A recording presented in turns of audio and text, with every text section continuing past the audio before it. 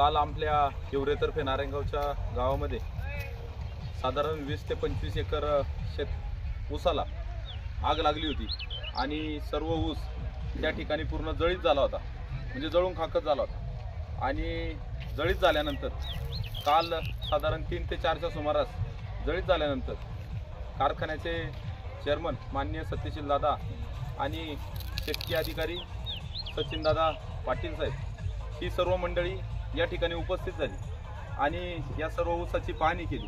ऊसाची पाहणी केल्यानंतर आजचा हा दुसरा दिवस आहे आणि आज आपण इथे या सर्व ठिकाणी पाहू शकता सर्व कारखान्याचे कर्मचारी वृंद असतील, त्याचप्रमाणे साधारण 150 ते 200 ट्रॅक्टरची या ठिकाणी म्हणजे वाहतूक करण्यासाठी कारखान्याने या ठिकाणी जुगाड पाठवलेली आहेत आणि सर्व 20 एकरचा ऊस आता साधारण 10:45 झाली, म्हणजे 12 सुद्धा वाजलेले नाहीत आजचे। म्हणजे कालची घटना होऊन 24 तास होण्याच्या अगोदर हा सर्व जळीत झालेला ऊस हा कारखान्याच्या ठिकाणी जाऊन त्या ठिकाणी पोहोचवणार आहे। कारण जळीत झालेल्या ऊसाचं साधारण 24 तासाच्या नंतर साधारण वजन कमी होण्याची शक्यता असते, परंतु असं वजन घटू नये आणि शेतकऱ्यांची काळजी व्हावी यासाठी कारखान्याच्या वतीनं सर्वतोपरी अत्यंत चांगल्या पद्धतीने प्रयत्न करण्यात आहेत। घटना 100% दुर्दैवी आहे, घडलेली आहे, परंतु त्यानंतर सुद्धा शेतकऱ्याला आधार देण्याचं काम या विघ्नर सहकारी कारखान्याने दाखवलं।